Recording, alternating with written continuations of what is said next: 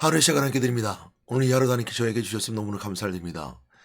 오늘 하루도 하나님께 영광 드리는 시간 되기를 간절히 소망합니다. 오늘의 말씀의 제목은 허물을 덮어주세요 라는 말씀의 제목으로 함께 말씀 나누도록 할 텐데요. 허물은 죄를 말합니다. 이 허물은 또 죄뿐만 아니라 이제 언어로는 히브리어로 페이샤입니다. 페이샤는 국가적으로나 도덕적으로는 반역을 일으킨 거, 또 신앙적으로는 이제 죄나 이 범죄들을 말합니다. 근데 우리나라 오늘 성경으로는 허물이라고 이렇게 번역한 것은 특별히 우리가 생각하는 죄가 아주 막중하다든지 국가적으로 큰 반역을 일으켜서 대역 죄인이 된다든지 이런 의미보단 어떤 공동체 안의 죄에 대해서 말하고 있는 것 같고요. 또 우리 신앙적으로는 그러니까 우리가 처음 가졌던 원죄나 우리가 자범죄라고 말하는 이런 죄들을 말하는 거라고 생각할 수 있습니다. 그래서 이제 원하는 뜻은 반역이라든지 또 국가적으로 반역한다든지 배반한다든지 이런 뜻들이 허물이란 단어 죄 페이샤라는 단어를 썼습니다. 오늘 이제 이 허물이라는 단어를 가지고 이제 공동체 안에서 교회 공동체나 사회 공동체 아니면 가정 공동체 아니면 친구들과의 서로의 소통 공동체 안에서 허물에 대해서 한번 놓고 생각해 보도록 하겠습니다. 뭐 다양한 반응이 있겠지만 저는 세 가지 생각해 볼 수 있습니다. 상대방의 어떤 사람이 공동체에서 허물 즉 죄가 발생하게 됐는데 그 죄를 봤을 때 한 공동체 서로 가족이라면 공동체 형제라면 또 서로 애정 있는 사람들이라면 허물을 덮어주죠. 덮어주는 사람이 있는 반면에 또한 그 허물을 드러내는 사람이 있습니다. 드러내서 보는 사람이 있고 또 어떤 사람들은 아주 무관심한 사람이 있을 수 있겠죠. 허물을 드러내기보단 또 감추기보단 별로 난 관심 없어라고 말하는 사람이 있을 것입니다. 오늘의 본문에서는 잠언서 17장 9절 10절 말씀을 보게 되는데 덮어주는 사람과 말을 통해서 드러내는 사람의 두 모습을 잠언서에서 말씀해 주고 있습니다. 우리 이제 말씀 한번 보도록 할까요? 잠언서 17장 9절 10절 말씀인데요. 허물을 덮어주세요 라는 말씀을 제목 나눌 때 9절 말씀 보게 되면 허물을 덮어주는 자는 사랑을 구하는 자요 그것을 거듭 말하는 자는 친한 것을 이간하는 자니라 그랬습니다. 그래서 공동체 안에 또한 친구 간의 관계에 있을 때 허물이 있는데 자꾸 그 허물을 자꾸 거듭 말하는 사람은 이간질하는 자다라는 것을 통해서 이 메시지는 공동체 안에 있다는 걸 알게 되고요. 이간질하는 자가 바로 자꾸 말을 통해서 드러낸다라고 하고 있습니다. 그러나 허물을 덮어주는 자는 사랑을 구하는 자라 했습니다. 서로 사랑하고 애정하는 것이죠. 여기 사랑은 하나님의 아가페 사랑은 아닙니다. 여기 사랑은 그 아마라고 해서 애정 아니면 애인의 관계처럼 정을 나누는 그런 사랑의 관계 사랑의 단어를 썼습니다. 그 공동체 안에 서로 정을 나누고 사랑을 나누는 친구 관계끼리 애인 관계끼리 서로 사랑을 구하는 그래서 사랑하는 사람은 사랑하는 사람의 허물을 덮어주는 사람이죠. 서로 이제 친구 애인이 있고 젊은 청년들이 서로 남녀 관계의 관계가 서로 좋아져서 애정 관계가 된다면 이제 처음엔 잘 모르지만 시간이 지나면서 서로 상대방의 단점들이 보이기 시작하죠. 그러니까 단점을 드러내면서 그것이 내가 싫어라고 말하면서 단점을 자꾸 말해서 자꾸 상대방을 수치스럽게 만든다면 그 관계는 오래가지 못합니다. 그러나 사랑의 관계에 있을 때 누구든지 단점이 있다는 걸 알고 단점을 보완하고 또 덮어주면 또 그 사랑의 관계는 오래갈 수 있습니다. 그러나 그 말을 막 이간질하듯이 거듭 다시 말하면 다시 그 허물을 자꾸 얘기가 끄집어내면 그 사랑의 관계는 그 우정의 관계는 오래가지 못합니다. 서로 상처만 남길 뿐이죠. 10절 말씀에 보게 되면 한마디 말로 총명한 자에게 충고하는 것이 매 백대로 미련한 자를 때리는 것보다 더욱 깊이 박혀내리라 라고 하시는 말씀을 통해서 9절 말씀은 동떨어진 건 말씀 같지만 제가 오늘 말씀을 다시 한번 10절 말씀까지 연결해서 본 것은 말입니다. 그 말을 통해서 이간질하는 거듭 말하는 자. 그러나 또 마찬가지로 그 말은 한 사람을 총명하게 총명한 자 충고함을 통해서 깊이 박혀서 정말 삶을 바뀔 수 있는 그런 시간이 주어지기도 한다는 것을 알게 됩니다. 그래서 이간질하는 말과 거듭말해서 이간질하는 말과 사랑의 충고 어린 말에 대해서 말하면서 또 마찬가지 100대 매보단 한마디의 따끔한 충고가 좋다. 그래서 허물이 있고 죄 있고 돌이켜야 되는 거다면 아주 따끔하게 충만한 말을 줘야 된다는 것도 우리가 생각해 봐야 됩니다. 그래서 봤을 때 우리가 생각해 볼 수 있는 것은 뭐냐면 허물을 덮어줘야 되는가라 했을 때 우리 허물을 덮어주는 것이 어떤 의미가 있는가를 생각해 봐야 됩니다. 그래서 먼저 생각할 수 있는 것은 뭐냐면 허물을 덮어준다 해서 죄를 모른 척하는 것은 아닙니다. 죄가 사라지는 것은 아니고요. 그 책임은 허물을 가진 사람이 져야 되는 거죠.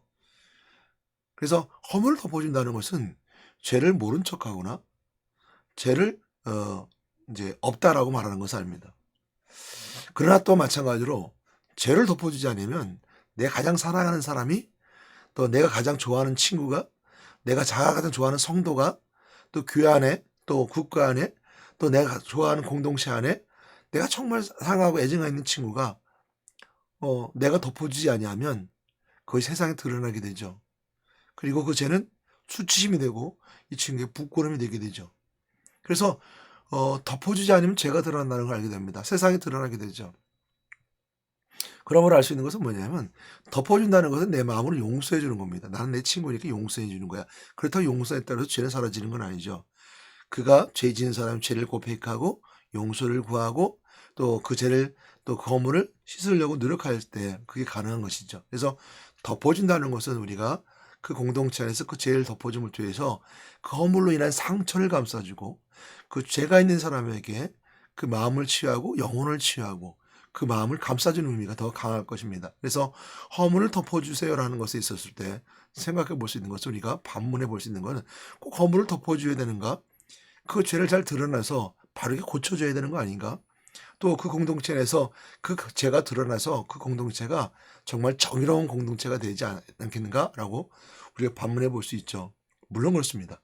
진리가 있는 공동체, 정의로운 공동체 좋습니다. 그러나 그 정의와 진리 안에 사랑이 없으면 그 정의와 진리는 결코 우리에게 그 공동체가 아름답고 행복한 공동체가 될 수 없습니다. 다만 사랑이 없이 정의와 진리만 있으면 정죄하고 또한 서로 상대방에게 잘못을 지적하는 그래서 율법주의적 공동체가 될 수 있다는 걸 먼저 생각해 보게 됩니다. 그래서 정의나 진리 안에는 꼭 사랑이 있어야 된다는 거. 그런 의미에 봤을 때 오늘 허물을 덮어준다는 것은 바로 그런 의미가 있는데요. 이 허물을 덮어줘야 될 이유는 뭐냐면 하나님이 우리를 또 이처럼 덮어주셨기 때문입니다. 창세기 3장의 말씀을 보게 되면 우리가 아담과 선악과를 따먹음을 통해서 우리가 죄 가운데 가게 되죠. 그래서 하나님께서 먹지 말라는 선악과 알게 하는 나무 열매를 먹고 우리는 하나님과 그 약속을 어기게 되었고 하나님과 가졌던 그 약속이 깨지게 됩니다. 그래서 더 이상 에덴 동산에 있을 수 없는 상황을 아담과 하와가 친히 만든 거죠. 하나님께서는 그들을 사랑하셨지만 결국 그들이 그 약속을 어김을 통해서 더 이상 선악과를 먹고 생명나무까지 범할 수 있는 이런 죄성을 가진 자가 됩니다. 물론 그 배경에는 사단이 있는 것이죠. 사단이 뱀의 몸에 들어와서 아담과 하와를 미혹함을 통해 선악과를 따먹게 되었고 그 미혹된 그 아담과 하와는 결국 에덴 동산에 쫓겨나게 됩니다. 그에 앞서서 하나님께서는 창세기 3장 21절 말씀에 여호와 하나님이 아담과 그의 아내를 위하여 가죽옷을 지어 입히시니라 그랬습니다. 그 뭔가 가죽옷을 먼저 입히시고 그리고 에덴에서 쫓겨나게 됩니다. 가죽옷을 입혔다는 것은 피 흘림이 있었다는 것이죠.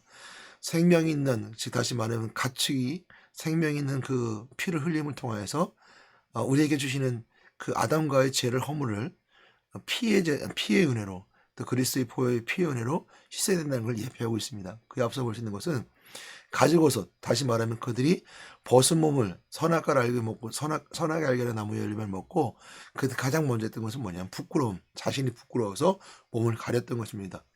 그 전까지는 선악을 알게 하는 나무의 열매를 먹기 전에는 본인들이 알몸은 있어도 부끄러워하지 않았었고 서로가 그 거리낌 없는 그런 사람이 있었지만 선악의 알게는 나무의 열매 먹고 난 다음부터는 그들이 서로 부끄러워 우화가 나입으로 몸을 가렸다고 그랬습니다. 그래서 그들에게 그 안타까운 현실 또한 그 모습 속에 그대로 그 죄는 있지만 하나님 그들의 사랑 그래서 가지고 새 입혔는데 피의 흘림 어떠한 생명이 있는 가축을 물론 그 생명은 우리가 가지는 영혼의 생명이 아니죠. 가축을 잡아서 가지고 새 입혔다는 걸 알게 됩니다. 이것이 하나님 우리에게 죄는 있지만 사랑을 덮어주는 허물을 덮어주는 하나님 은혜가 그것에 있게 됩니다. 부끄러움을 덮어주는 하나님 은혜 수치스러움을 덮어주는 하나님의 은혜, 그리고 거기에 넘어서 죄를 용서하시는 하나님의 은혜가 우리에게 있다는 걸 알게 됩니다. 그래서 허물은 우리가 용서하는 것인데요. 먼저 허물을 우리가 마음속에 용서하는 것이고, 또한 그가 용서할 때 용서를 받는 것이 바로 우리가 허물을 대하는 삶의 자세이고, 공동체 안에 허물을 대하는 우리의 모습일 것입니다. 하나님이 이처럼 우리에게 가족의 부심을 통해서 하나님께서 우리 허물 덮어주심의 은혜가 있었음을 알게 되는데, 성경에서 이처럼 그 죄에 대해서 말하고 있습니다. 그래서 로마서 5장 12절 말씀을 잘 아는 말씀처럼, 그러므로 한 사람을 말미암아 죄가 세상에 들어오고 죄로 말미암아 사망이 들어왔나니 이와 같이 모든 사람이 죄를 지었으므로 사망이 모든 사람에게 이르렀느니라라는 로마서 5장 12절 말씀의 죄에 대해서 메시지를 정확히 정해주고 있는 메시지죠. 그 죄는 어디서 왔느냐? 그 죄는 아담과로부터 한 사람, 아담이라는 단어는 사람이라는 단어를 가지고 있는데, 아담과가 둘 다 죄를 지었지만 아담이라는 것은 사람이라는 대표성을 띠고 있습니다. 그래서 한 사람을 말하는 것은 그 한 사람 곧 아담을 말합니다. 그러니까 사람이 대표성이죠. 그러니까 아담이라는 뜻이 원래 사람이라는 그 어원을 가지고 있습니다. 그 사람이 한 사람 말미암아 죄가 들어왔습니다. 아담을 통해서 죄가 들어오게 됐고요. 그 죄를 말미암아 사망이 나타났습니다. 그 모든 사람 죄를 지었으므로 사망이 모든 사람이 일었는데, 예수를 산 사람을 말미암아 모든 걸 다 해결됩니다. 그래서 이 죄가 하마르티아랍니다. 그러니까 죄를 말할 때 하마르티아인데요. 이 하마르티아에 대해서 베드로전서에 보게 되면 이렇게 설명해 주습니다. 4장 8절 말씀, 무엇보다, 베드로전서 4장 8절입니다. 무엇보다도 뜨겁게 서로 사랑할지니 사랑은 허다한 죄를 덮느니라. 이렇게 말씀하고 있습니다. 그러니까 이 죄도 마찬가지로 로마서 5장 12절 말씀에 죄에 똑같이 하마르티아를 썼습니다. 그래서 사랑은 허다한 죄를 덮느니라. 그래서 무엇보다 뜨겁게 서로 사랑할지, 하나님 사랑, 이웃 사랑이죠. 하나님 사랑하는 거 뜨겁게 사랑하고, 또 성도들끼리 형제들끼리 사랑하는 거 뜨겁게 사랑하는 거, 그 사랑도 마찬가지 사랑이라 말하고 있습니다. 그래서 모든 사랑은 허다한 죄를 덮느니라, 이렇게 분명히 말씀하고 있고요. 야고보서 5장 20절 말씀도 그 말씀하고 있습니다. 여기도 마찬가지로 그 죄되는 어원은 하마르티아를 쓰고 있는데요. 너희가 알 것은 죄인을 미혹된 길에서 돌아서게 하는 자가 그의 영혼을 사망에서 구원할 것이며 허다한 죄를 덮을 것임이라. 허다한 죄도 마찬가지로 하마르티아를 씁니다. 죄를 덮을 것임이라. 그래서 예수 그리스도의 보혈의 은혜, 즉 그리스도의 은혜가 바로 온 허다한 죄를 덮게 되는데, 죄의 결과들이 있죠. 죄를 덮는 것은 그리스도의 보혈의 피, 가죽옷을 입힌 피의 은혜가 있으면 죄를 덮게 됩니다. 그러니까 죄를 덮는 거죠. 죄는 있어요. 죄가 없는 거 아닙니다. 그러나 그리스도의 보혈의 피가 덮어주시는 거, 용서해 주는 거예요. 그러니까 그리스도 보혈의 피가 있는 사람은 죄가 없다라고 확신 가운데 살아가는 겁니다. 그러나 우리는 그리스도 안에 있음에도 불구하고 알게 모르게 우리가 짓는 죄들이 있어요. 우리가 깨닫지 못하고 짓는 죄, 우리 속으로 짓는 죄들이 있습니다. 항상 우리가 기도하고 회개해야 되는 것이죠. 그리스도의 보혈의 피로 회개하고 용서하고 하는 것이죠. 그러나 거기서 머무르지 아니하고 우리는 알 수 있는 것은 뭐냐면, 그리스도의 보혈의 피가 되신 그 그리스도를 통해서 알 수 있는 것은 뭐냐면, 그 죄 어디서부터 왔는가, 창세기 3장 사건부터 오게 되고, 그 상장 사건의 그 원인이 어디 있는가, 그리고 죄가 들어온 원인이 어디 있는가를 알게 되면 하나님이 있는 하나님의 에덴 동산을 떠나게 된 것을 알게 되고요. 하나님의 에덴 동산을 떠나는 거리감 속에 있었을 때 하나님과 거리적으로 멀어진 걸 알게 됩니다. 그리고 그들이 죄를 통해서 약속을 통해서 하나님과 마음이 멀어진 걸 알게 됩니다. 죄가 하나님을 떠났기 때문에 들어왔구나라는 걸 알게 됨을 통해서 우리가 아는 것은, 우리가 첫 번째 그리스도의 보혈의 피로 죄를 허다히 덮지만, 허물 죄를 덮어주지만 그 죄에 어디서 왔는다는 것조차도 알고를 통해서 알 수 있는 것은 해결된 겁니다. 하나님이 떠난 문제, 약속을 어기 떠난 문제, 약속을 통해서 멀어진 거리 문제, 또 에덴에서 또 거리가 문제, 하나님 만나는 은혜의 길을 열어준 것. 그래서 그리스도는 하나님 만나는 길을 열어 하나님 알아가는 것이죠. 하나님 알았기 때문에 그 죄를 알게 되는 것이고, 그 죄를 분명히 다 고백할 수 있는 겁니다. 하나님과의 관계를 모르는 상태에 죄를 고백했다, 죄를 용서해 구했다, 그는 정말 용서해 구한 것이 될 수 없습니다. 피는 허다한 죄를 덮지만 본인이 가진 죄는 없어지지 않습니다. 그 죄를 그 죄를 알 수 있는 것은 뭐냐면, 그 죄의 원인이 어디서 왔으며 해결될 수 있는 비밀이 바로 그리스도임을 고백할 때입니다. 그걸 모르고 그는 마찬가지로 해결할 수 없는 것이죠.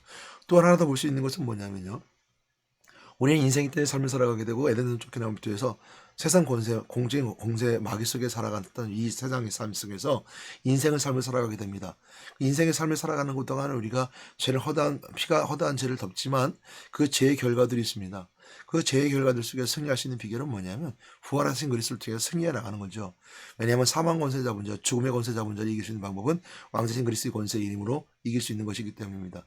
그리스도의 보혈의 피는 허다한 죄를 덮고 그 죄의 원인이 어디서 왔는가는 어디서 얻었으며 그 해결책이 하나님을 분명히 알고 고백하며 또한 그 고백 속에서 이 땅에서 인생의 삶을 살아감을 통해서 미래의 영으로 현재 영으로 승리할 수 있는 비결은 부활하신 그리스도를 만남을 통해 사망 권세를 깨뜨리는 비결이 그곳에 있다는 걸 알게 되는 것입니다. 그것은 권세입니다. 능력입니다. 영적 권세를 누리는 것이 바로 왕적인 그리스도의 권세이죠. 이 권세를 누리게 되면 이 죄가 또한 이 허물이 다 덮어지고 용서받고 또 이겨나갈 수 있는 능력이 우리에게 있다는 것을 알게 됩니다. 그런 의미에 있을 때 10절 말씀이 은혜가 되는 거죠. 한마디 말로 총명한 자에게 충고하는 것이 백대로 미련한 자를 때리는 것보다 더욱 깊이 박히느냐는 말씀처럼 정말 친구를 사랑한다면 허물을 덮어주는 것만 끝나지 아니하고 그 원인이 어디서 왔으며 그 부활의 피가 분명히 있어야 되며 또한 그 삶을 살아가야 된다고 분명히 충명한 자에게 충고했을 때 그것은 정말 그 친구에게 그 공동체의 한 구성원에게 뼈가 되고 살이 돼서 신앙생활 성공할 수 있을 뿐만 아니라 하나님 분명히 밝게 만나고 그리스도의 보혈의 회의 은혜로 살아갈 수 있다는 것을 우리 꼭 기억해야 될 것입니다. 그러므로 허물을 덮어주세요라는 말씀의 주제는 거기서 있습니다. 여러분 친구의 옆에 있는 친구는 허물을 덮어주세요. 허물을 덮어준다고 해서 죄를 덮어주거나 죄가 없대 하거나 죄를 모른 척하는 것이 아니라는 걸 분명히 아시기 바랍니다. 우리는 그 영혼에게 그 영혼이 죄를 짓고 죄를 용서를 구하지 않는다면 청명한 자에게 충고하는 말처럼 정말 강력하게 하나님 만나고 그리스도의 보혈의 피를 얘기해야 됩니다. 죄를 용서를 구해야 된다 분명히 얘기해야 되는 것이죠. 그리고 그가 알았다면 그 죄를 허물을 덮어주는 겁니다. 왜? 하나님이 가지고서의 비며 우리의 죄를 덮어주셨고 뜨겁게 서로 사랑하라. 베드로전서 4장 8절 말씀처럼 4장 8절 말씀처럼 사랑은 허다한 죄를 덮느니라 분명히 말씀하고 있기 때문입니다. 사랑하는 것이죠. 그래서 너희가 알 것은 야고보서 5장 20절 말씀 다시 한번 보게 되면 죄인을 미혹된 길에서 돌아서게 한 자가 그리스도죠. 그분이 그리스도입니다. 미혹의 길에서 돌아서게 한 자 그리스도가 그의 영혼을 사망에서 구원할 것이며 허다한 죄를 덮을 것이라 했습니다. 오늘 야고보서 5장 20절 말씀처럼 그리스도를 통해서 허다한 죄를 덮고 사망에서 구원하신 그리스도의 은혜를 누리며 또한 오늘도 하나님 은혜 가운데 오늘도 기쁘고 감사함을 살아가는 여러분 되시기를 주님의 부탁드리고 건면합니다. 하나님 감사합니다. 목이 좀 쉬어서 조금 전달이 되지 않았다 하더라도 용서해 주시고 오늘도 하루 가운데 하나님 살아계시게 역사하실 증거케 하시고 우리 마음속에 절망이 오고 좌절이 오고 근심이 오고 죄가 나를 짓누를 때 다시 한번 그리스도의 은혜를 붙잡고 새롭게 시작하는 시간 되게 인도해 주시고 허다한 죄를 덮으시는 그리스도의 사랑을 또 하나님 우리 가지고 계신 그 하나님의 위로하심과 사랑하심을 우리 시간 저희들 경험하게 인도해 주시고 우리 친구 또 옆에 있는 형제를 사랑으로 그 허물을 덮을 수 있는 용기를 저희들이 허락하여 주시옵소서. 예수 이름으로 기도드렸습니다. 아멘.